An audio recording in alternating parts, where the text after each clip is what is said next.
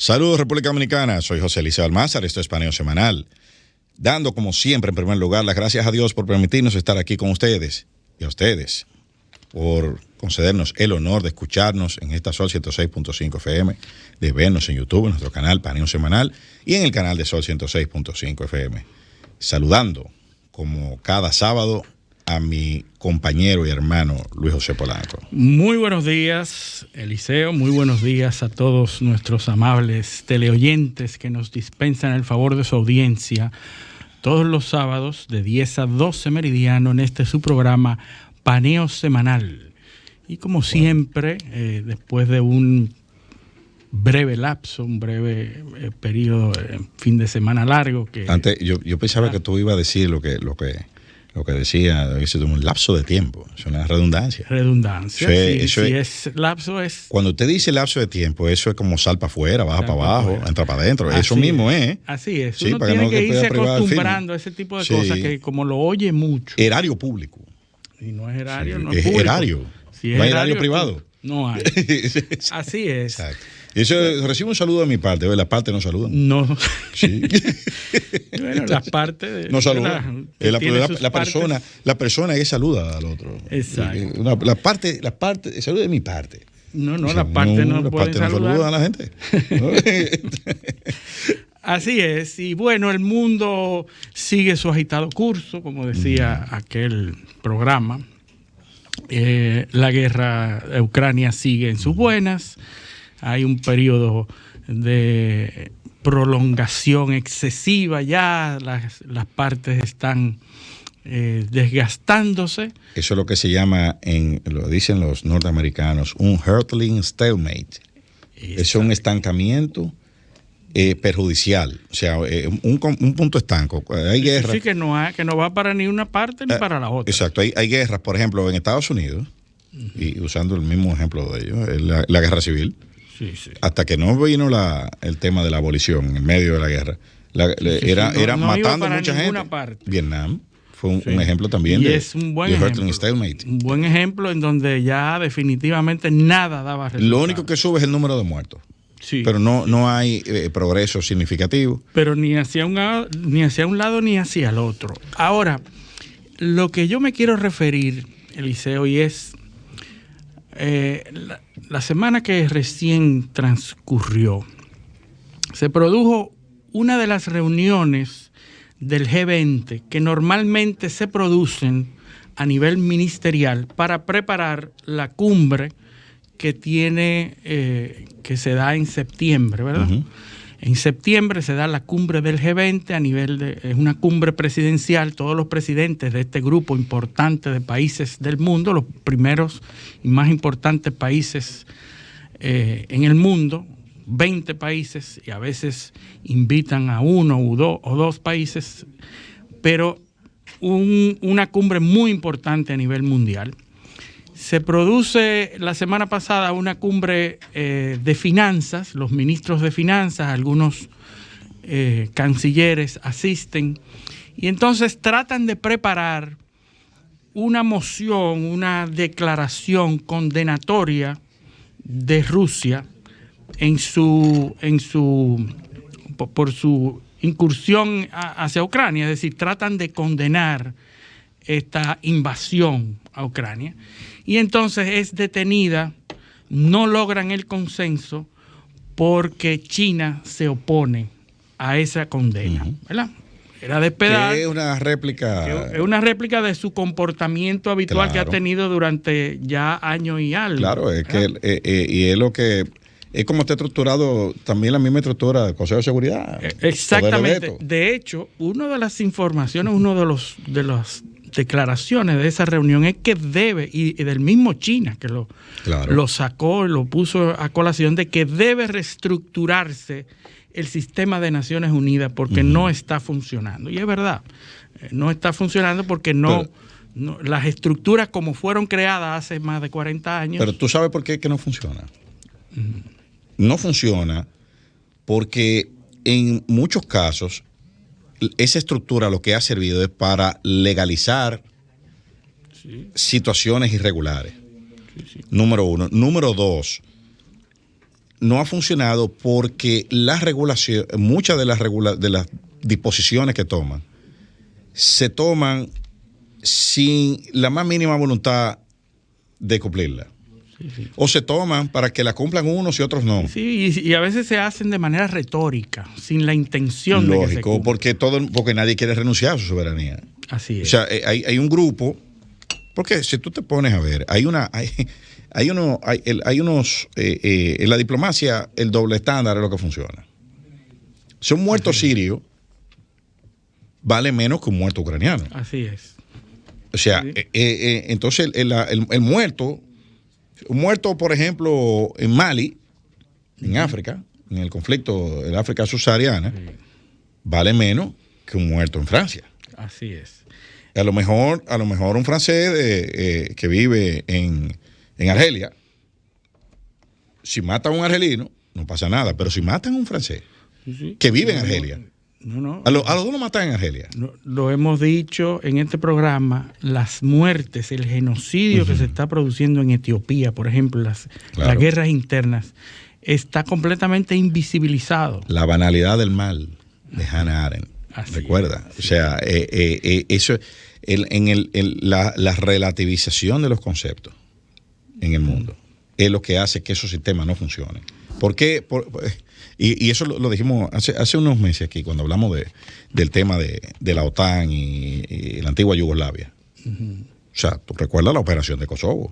Sí. ¿Dónde está la legalización de esa operación? Después que bombardearon y mataron miles de civiles. Es que legalizaron, no, que eso fue una intervención humanitaria. No, jamás. Entonces, y así suceden. Y esos precisamente fueron los argumentos de esa reunión del G20 que se produce en la India, ¿verdad? Porque la próxima cumbre de septiembre va a ser en la India. De hecho, los países tienen la presidencia y las sedes. Es decir, coinciden las presidencias de esas cumbres, las tienen los países anfitriones, ¿verdad? Entonces, la India obtuvo la presidencia en diciembre pasado y la entrega este próximo diciembre. El próximo país que va a tener la cumbre del G20 es Brasil. Y la presidencia, por supuesto, está a cargo de Brasil y Lula da Silva, que es su presidente. Pues aquí se da, y es lo que quiero traer al análisis, en esta cumbre se dan una serie de cuestiones entre los países muy interesantes. ¿Interesa? Claro. Por ejemplo, la India. La India tiene un conflicto político fronterizo de Cachemira, ¿verdad? Porque hace frontera con China y tiene conflictos políticos con China, de manera que la India, que además es uno de los principales importadores de armas del mundo, yo me tomé el tiempo de verificar las importaciones de armas y la India es el tercero o cuarto país más importador de armas del mundo. Así es. Entonces, en el sistema CIPRI está eso. Exacto. ¿Por qué esto es relevante? Porque la India se coloca en una posición equidistante entre China y Estados Unidos en este conflicto. Y entonces es presidente del G20.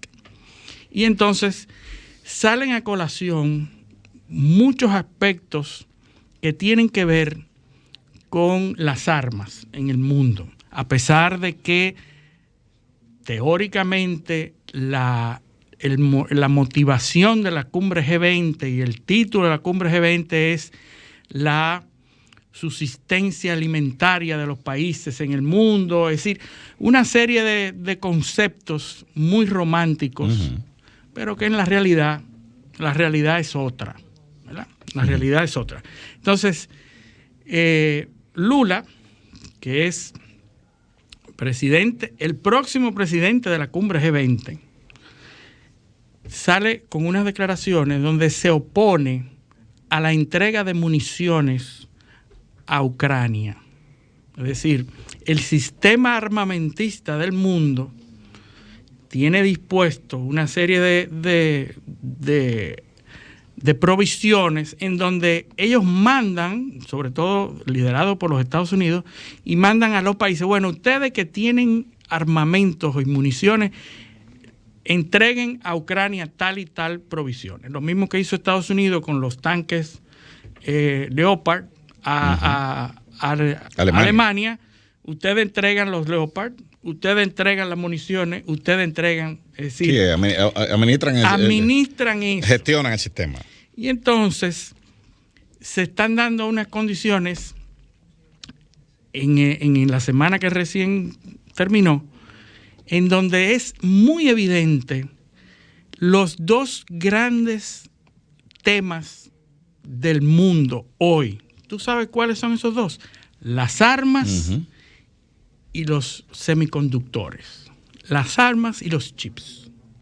Entonces, ¿por qué hablo de esto? Porque todo lo que está pasando en el mundo hoy tiene algo que ver con las armas o con los semiconductores o los chips, los famosos chips. Que son, que están encadenados. Que están encadenados de alguna manera semiconductores porque las armas avanzadas utilizan esos semiconductores. Claro. Entonces, yo leí un artículo muy interesante en la revista The Atlantic, en donde se establecen unos parámetros en la compra de armas y en la adquisición de armas, se establecen unos parámetros interesantes. Los países se dividen en consumidores de armas de primera, segunda, tercera y cuarto piso. Por ejemplo, Alemania, Francia, Estados Unidos, India, etcétera, consumen armas de primera generación, claro, de última generación. Y después hay países que consumen el segundo piso de armas que esos primeros países desechan. Claro. Y los segundos desechan y los terceros. Nosotros debemos estar consumiendo armas de la Segunda Guerra Mundial. Pero déjame añadir algo a lo que tú estás diciendo. India, según la base de datos del CIPRI, de Stockholm Institute, Stockholm International Peace Research Institute, que lleva esas estadísticas. India en el año, en los años 2020 y 2021, o sea que estadísticas recientes, sí, reciente, importó $7.227 millones en armas. Ajá. ¿Y por qué? Lo más interesante es esto que te voy a decir ahora, porque ahí eso deja ver cómo se manejan las relaciones internacionales.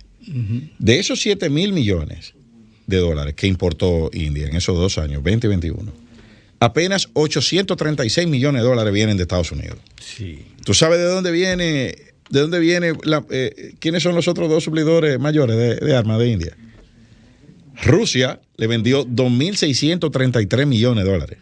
Así es. A India. Y Francia le vendió 2.883 millones de dólares. Exactamente. Entonces, ahí los americanos no juegan ningún papel.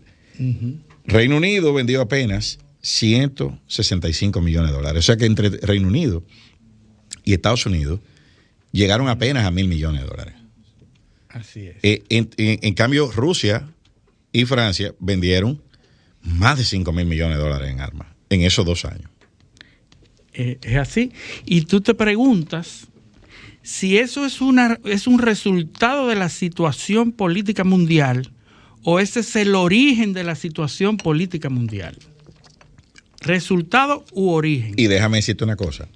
India tiene un lobbying muy fuerte, está presionando para que le permitan fabricar sus armas. Sí.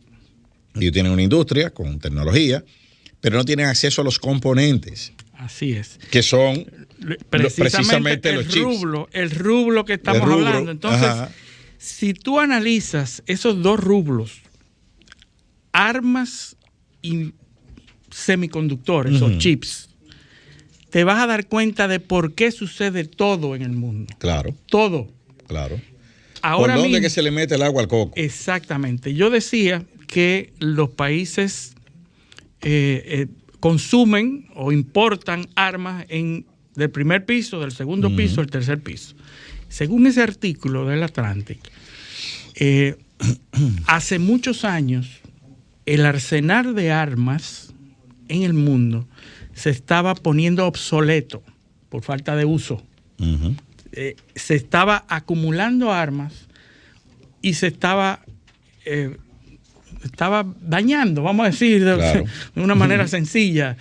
Ahí está un arsenal, los pertrechos militares, el arsenal de armas de cada uno de esos países estaba intacto, porque no se utilizaba. Nosotros pasamos por un periodo de paz muy alto, muy grande.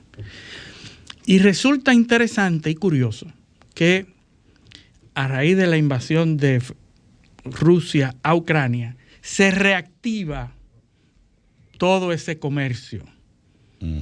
Y comienzan entonces la necesidad de que esos países de primer y segundo piso de adquirir nuevas armas para que alguien más le consuma esas armas que ya tenían de segundo y tercer piso. Y entonces se produce la presión. Renovar el arsenal. Renovar el arsenal y la presión de ciertos países líderes de que pase esas armas y se la venda a otro país, y ese otro país que se la venda a otro más pequeño. Es decir, reactivar toda una economía de las armas. Increíble. Entonces, ahí es que nosotros venimos justamente con la declaración de Lula, que le están pidiendo que entregue esos pertrechos militares, esas municiones que están ahí. Al entregarla, pues obviamente se crea una necesidad de consumir también y de comprar otros tipos de armas. Renovar el arsenal. Y de esa economía que se ha disparado en un 50% la venta de armas,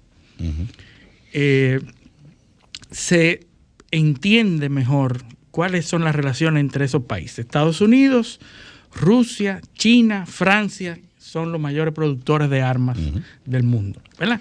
Pero también en el mar del sur de China se está reactivando la actividad bélica, porque ya oímos la semana pasada que hasta publicaron los audios de las conversaciones entre aviones y navíos con China advirtiendo que no se pase, y salieron los audios, se publicaron en CNN unos audios de un militar chino advirtiendo a un avión, a una nave norteamericana que se estaba acercando demasiado y que si se seguía acercando se iba a tener a las consecuencias y que iban a tener que tomar medidas. Es decir, un lenguaje bélico en el sur, en el mar del sur de China. Esa es una pregunta que los chinos se hacen constantemente. ¿Por qué Estados Unidos tiene que tener presencia en el mar del sur de China? Bueno. O sea, eso es algo que no los chinos no procesan. Bueno, ahí viene la parte de los semiconductores. ¿Quién es el país, el mayor productor de semiconductores del mundo? Taiwán. ¿Verdad? Taiwán produce, pero Taiwán es reconocidamente un territorio aliado a China, ¿verdad? Porque tiene una composición política en donde se reconoce que es parte de China, pero bajo dos regímenes diferentes. Una China, dos sistemas. Dos sistemas. Una China, dos sistemas. Sí. Eso se aprobó y se aceptó hace mucho tiempo. Pero eso es siempre y cuando no tomen posesión de las producciones de semiconductores de Taiwán. Porque ahí son dos Chinas. Porque ahí son dos Chinas. Sí. ¿Verdad? Entonces viene esta otra parte interesante. ¿Tú recuerdas cuáles eran las grandes potencias del siglo XVI y XVII? Holanda, ¿verdad? Holanda con su flota naval. Los Países Bajos. Los Países Bajos, Deutschland. Los Países Bajos se fueron adelante en el desarrollo de las naves y de la navegación. De hecho, el puerto más importante del mundo es el puerto de Rotterdam, que toma su nombre por el río Rotterdam. Amberes y Rotterdam. Exactamente. Europa. Los dos puertos que entran y que tienen un río navegable muy activo. Yo creo que el más activo en el mundo. Rotterdam, sí. De Rotterdam. Y entonces en esa pequeña ciudad, a principios de siglo, que ya tiene el esplendor de aquella época del siglo XVI-XVII, cuando tenía la flota naval más grande del mundo. En ese pequeño poblado de Rotterdam se da una empresa que se llama Philips. ¿Tú recuerdas los televisores Philips? Claro. Bueno, eso es una empresa holandesa que se va adelante en la tecnología, en la electrónica y produce los procesadores, los transistores.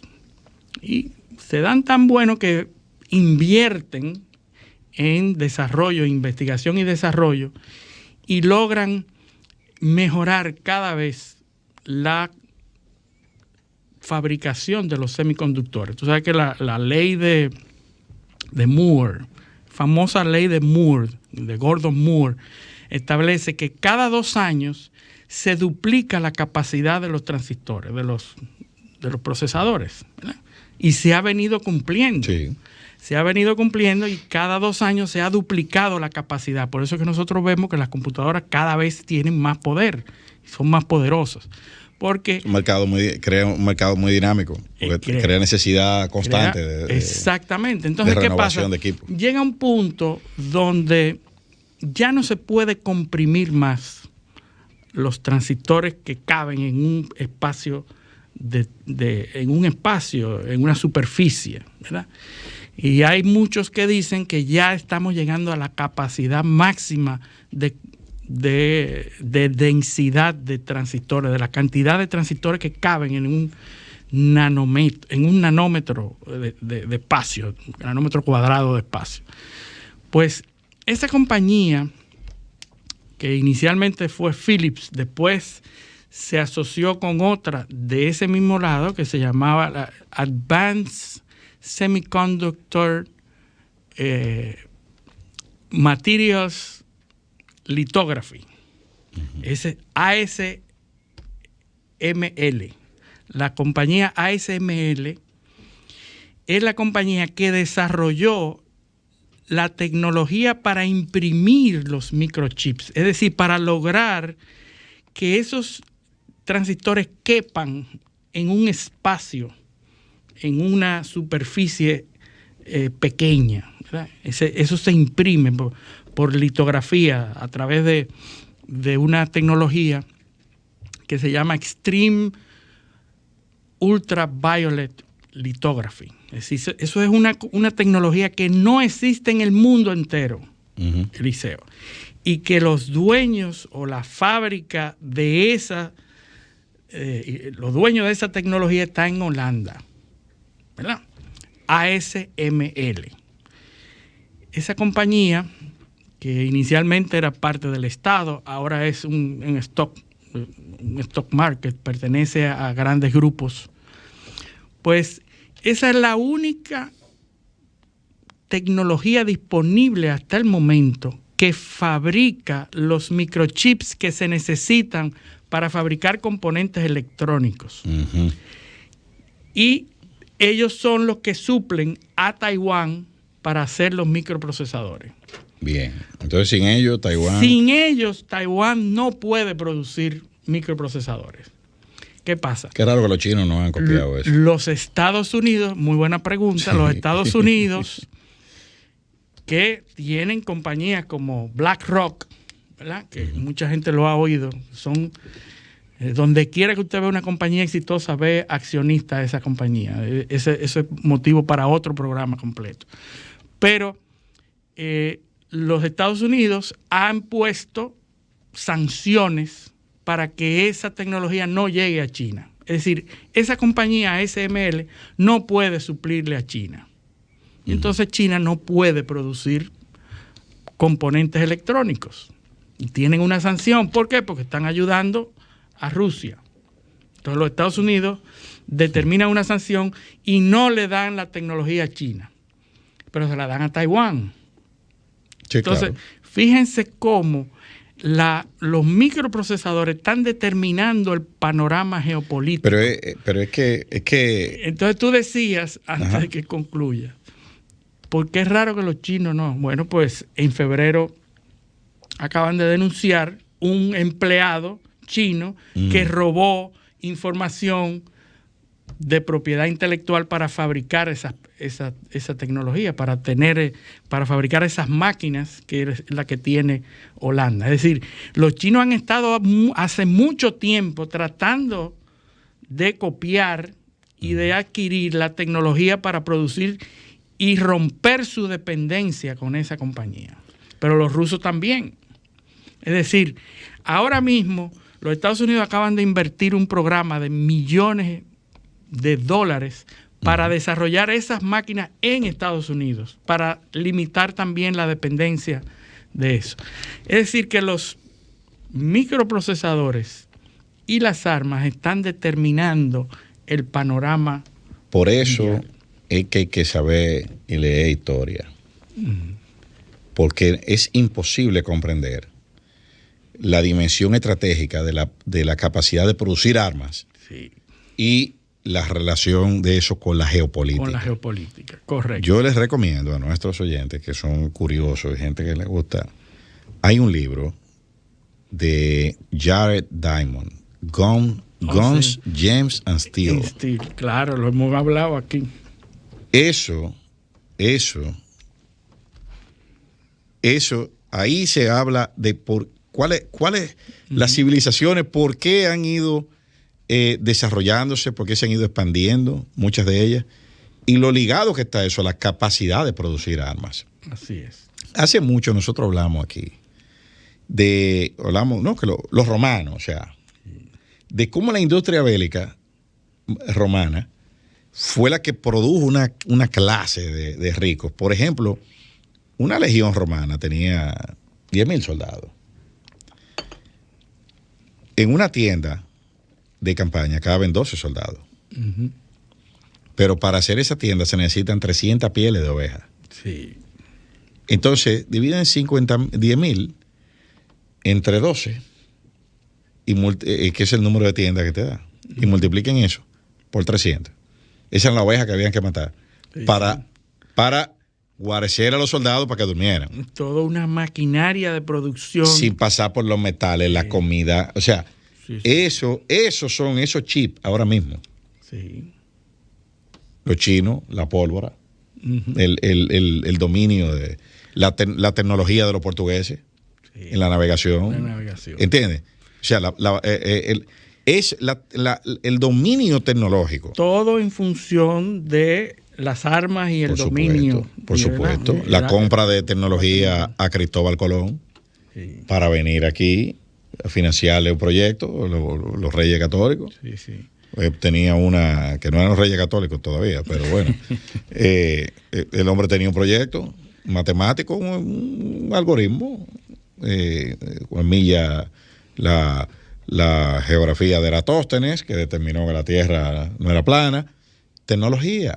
Sí, tecnología que se aplicó en eso. Así es. Entonces, por eso es que eso son los chips actuales. Así es. La capacidad de producción de armas, metales, y de hecho, lo que provocó la expansión y de muchos imperios y la conquista de continentes que estaban aislados como África fue la búsqueda de metales y materia prima. ¿Por qué la Segunda Guerra Mundial cruzó el Mediterráneo? ¿Buscando qué? Petróleo en el norte de África. Así es. Petróleo. Y todavía prima. Se sigue viendo lo que está pasando en Europa, se está viendo en África. Y ya Francia, Macron acaba de llegar de un recorrido por toda África y habla de la Francafrique, que era la expansión colonialista de los. Pero todo franceses. Eso es para buscar los componentes que sirven. ¿Para qué? Para fabricar armas, para consolidar su dominio. Pero eso es un tema apasionante. Y luego, porque eso es un tema para otro programa. Vamos a hacer un programa de eso, Luis, de quién compra armas, a quién se las compra y qué es lo que compran. Porque ahí vamos a ver muchas sorpresas. Por ejemplo, eso que tú dijiste de India, antes de irnos a la pausa, que ya estamos ya sobre el tiempo. 7,000 millones de dólares. Los saudíes, que son uno de los compradores de armas más grandes del mundo. Los primeros del mundo ya. No. En los últimos años. En el 2020 y 2021, India compró 7,000 millones de dólares en armas. Pero los saudíes compraron 4,000 y pico. Bueno. O sea, India casi lo supera, lo duplica, perdón. Pero si tú ves la composición de las armas que compran, India, el 80% de las armas que compra son aviones y misiles.